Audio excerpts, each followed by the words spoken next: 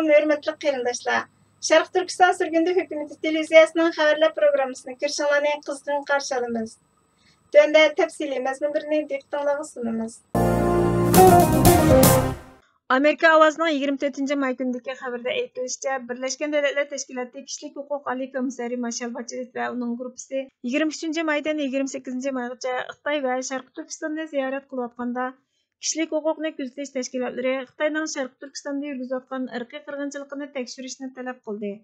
Bachelet Amerika ovoziga yo'llagan bayonotida mening prezident Shi Jinping va boshqa Xitoyning yuqori darajalik amaldorlari bilan ko'rishishim dunyo ko'ngil bo'layotgan Xitoyning kishilik huquq masalasi haqida bevosita muzokara qiladigan qimmatli fursat bo'ldi. Taraqqiyot, tinchlik va bexatarlikning sijil bo'lish uchun yerlik va chegara sirtida inson haqlari va adolatning bo'lishi kerak dedi. Xitoy Tashqi ishlar ministri Wang Yi Bacheletning har soatga insonlar bilan ko'rishadiganligini aytdi va muxbirlarga qilgan so'zida biz bu ziyoratning ikki tarafning almashtirish va hamkorligini, shundaqla xalqaro kishilik huquq ishlarini ilgari surishda aktiv rol o'ynashini umid qilamiz dedi. Washingtonga joylashgan Sharq Turkiston Milliy Uyg'unish harakatining qurg'uvchisi Salih Xudoyarning so'ziga qaraganda, Birlashgan Davlatlar Tashkiloti Xitoyning Uyg'urlarga qarata davom qilayotgan irqiy qirg'inchiligi to'g'risida doklad e'lon qilinmagan. Salih Xudoyar biz Birlashgan Davlatlar Tashkilotining Sharq Turkistonga qilgan ziyaratining 1944-yili Xalqaro Qizil Kirist jamiyatining Theresienstadtdagi Yahudiylar getosiga qilgan ziyaratiga o'xshab kelishidan qo'rqamiz. Nazilarning o'ttirg'a qo'ygan bu aldamchilikni dunyo biladi. Xitoy Birlashgan Davlatlar Tashkilotining ziyaratiga yetakchilik qilib, haqiqatlarni yushirdi dedi. Xitoy Sharq Turkistonni 1880-yillarda atog'ini bo'yicha Xinjiang deb ataydi. Bacheletning ishxonasi Amerika ovozining so'rgan savollariga javob bera olmadi.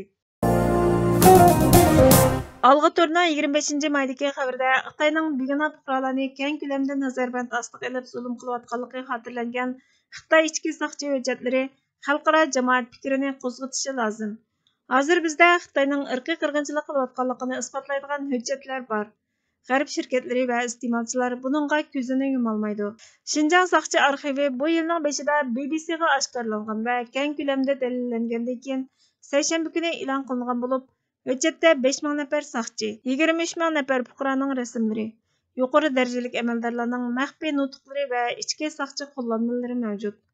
Bu hujjatlarda praktika qilish, majburiy emgakka selish, majburiy tug'mas qilib o'tish va kulturini yo'qitishdek lager sistemasi xotirlangan. Bu Xitoy hukumatining Sharq Turkistondagi Uyg'ur va boshqa turkiy xalqlarga irqiy qirg'inchilik yurgizayotganligining yetarli isboti. Los-Anjelesdagi Yahudilar kuzatish tashkilotining ijroiya mudiri Serena Oberstein bu hujjat Xitoy Kompartiyasi soqchi sistemasidan oshkorlanganligi uchun Xitoylarning o'zlarining nima qilayotganligini biladiganligini tushundirdi. Xitoy amaldorlari jiddiy irqiy qirg'inchilik yurgizish planini amaliylashtiryotdi. Xalqarada jiddiylik tuyg'usi yaratishni umid qilaman dedi. Xitoy soqchi hujjatlari kishini andishiga soladi. 15 yoshlik bolalar behuda tutqun qilingan.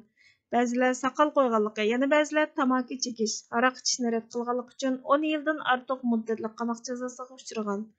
Hujjatda oshkorlanishicha, Xitoy jamoat amonligi sekretari Zhou Keji oz degandimi 1 million Uyg'urning oshqulliqqa qarab yuzlanganligini aytgan.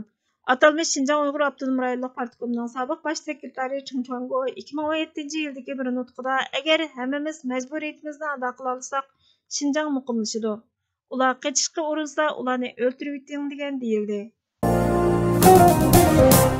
Mashhur turk xaqani Mataxon mendan etimni berishni talab qilsang, etimni beraman. Egirimni berishni talab qilsang, egirimni beraman. Ammo vatanimning bir siqim to'pisini bermayman degan. Tajovuzchini vatanning bir g'arit tuproqqiga yaqinlashtirmaslik kerak. Bizning vatanimizni tajovuzchi ishg'ol qilgan ekan, bizning zimmamizdagi mas'uliyat vatanni tajovuzchining ishg'oliyatidan qutqizish. Chunki bir millat o'zining mavjudligini, o'zining mustaqil vatanida saqlab qola oladi.